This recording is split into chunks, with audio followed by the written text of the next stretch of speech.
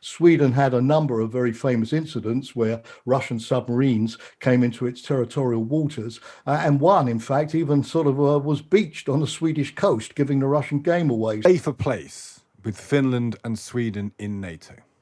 I think it is. Finland and Sweden coming into NATO make NATO's defence job in the Baltic area much easier, particularly reinforcing the Baltic states and Estonia in particular.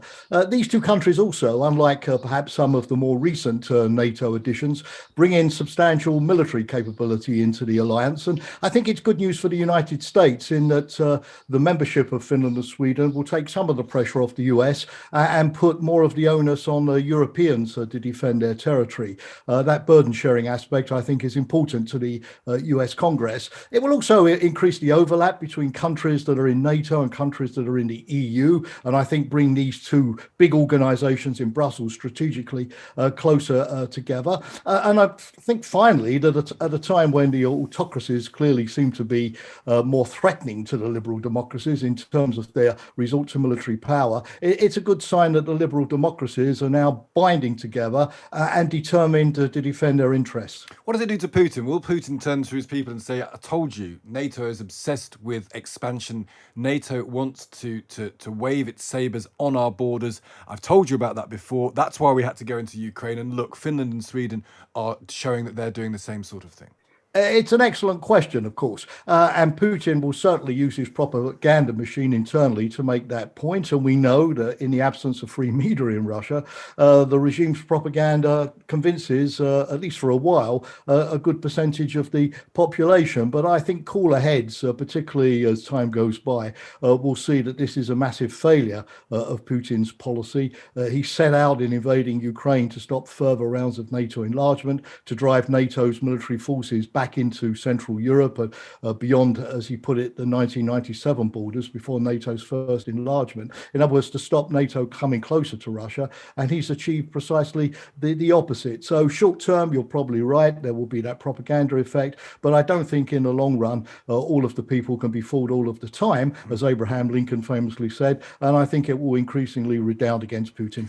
Will there be a short-term risk that he'll do something? Because you can make the case that his bid to go into Ukraine was foolish and futile. We've seen this. It wasn't based on any great military strategy. It wasn't based necessarily on a weighing of risks. Is there a problem that he might say, well, look, they're about to join NATO. We need to act in some way in a hostile fashion towards them?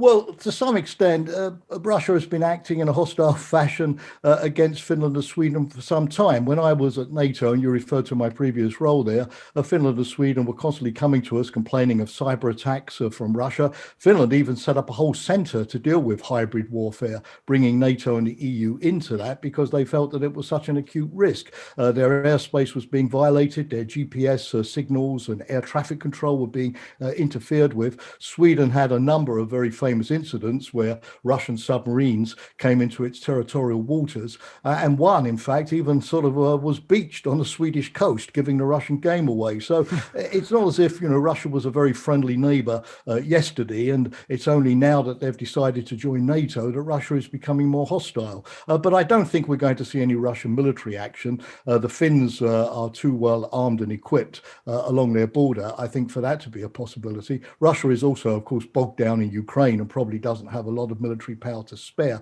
But we have seen in recent days Russia cutting off gas to Finland. And so I imagine those kind of economic type of scenarios will play out and will, at least for a time, show Russia's displeasure over this decision. And not everyone is happy with it. Lots of people are, as you say, there's it recognised as a good move. And the people in the UK and the US are very supportive of NATO being joined by Finland and Sweden. Turkey seems less keen on that. Why is that?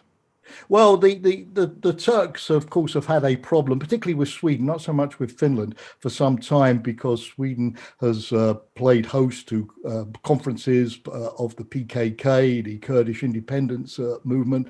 Turkey, of course, does not like that, but Turkey has also had a problem with other EU countries which have allowed some kind of political activity, not military, of course, by the PKK. And certainly Turkey would use the obvious lever favour that it has with Sweden and Finland now wanting to come to NATO. And of course, NATO has to take the decision by consensus, all 30 members, which means Turkey, of course, has to give its approval. So it's an excellent opportunity for the Turks to sort of show their displeasure, to exert some leverage. And of course, they're a bit miffed that both Finland and Sweden have not given them arms sales that they were seeking. But my sense is the Turks know that the stakes are far too high with Finland and Sweden joining the alliance, overwhelmingly supported by countries that are close to Turkey, like the US and the UK. So Turkey, of course, will come under pressure. And I think the Turks see it as a good sort of negotiating platform to get maybe some concessions out of Sweden and Finland, particularly on the weapons, particularly on the PKK representation,